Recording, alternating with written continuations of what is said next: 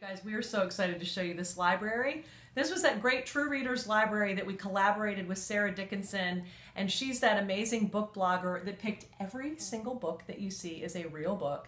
She has them all listed in the buying guide so you can find everything she chose, and then on her blog she'll talk about why she picked each book she picked and why she has them grouped the way she does. And she's got hilarious groupings like demented students and wealthy people behaving badly. It's really fun. But what I wanted to talk to you guys about is she picked about 300 books, and even still these shelves weren't full. And so everyone knows the trick of turning books on their side to act as a bookend, or feathering in beautiful pictures of your family and some family heirlooms. But how do you make a bookcase still look full without looking cluttered?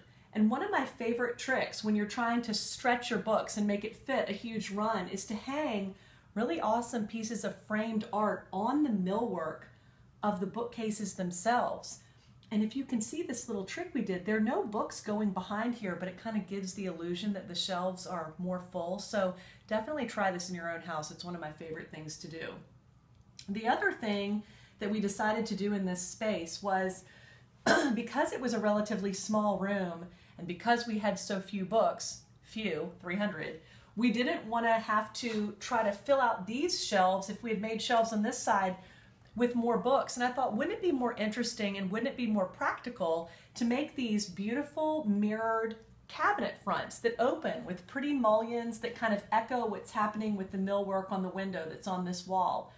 And this works for two reasons. One, in a smaller space like this, and you really can do this in any room of your house, it helps reflect and bounce light around, which makes the room feel brighter and more dynamic. But also in a room like this, where it is a library, it's reflecting the books in front of it. So it gives the illusion that you've got a full library full of books, and I love that effect.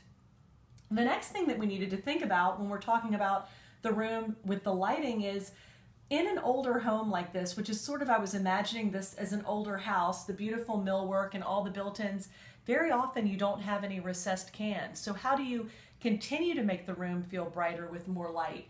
And what we did was we added these beautiful picture lights, which normally are used to illuminate art.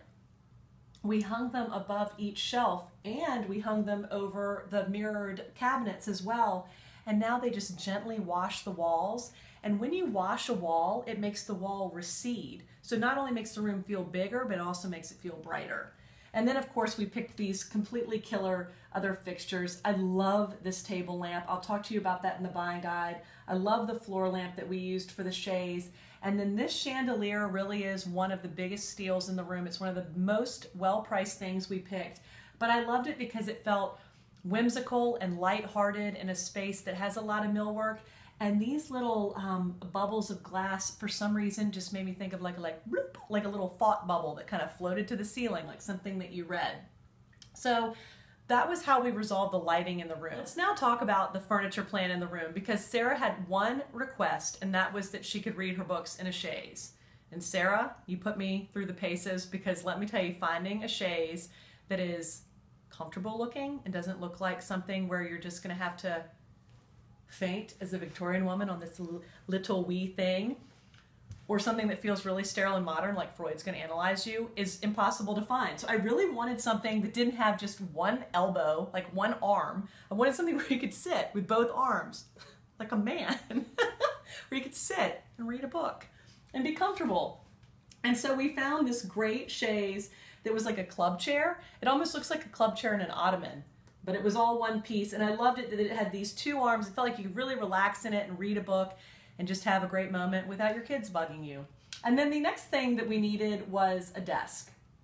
She didn't request this, but I thought that it would be great to have in the space, because in a library, it just seems like a serene area where you may want to write like a little thank you note, or just sit on your iPad and answer some emails.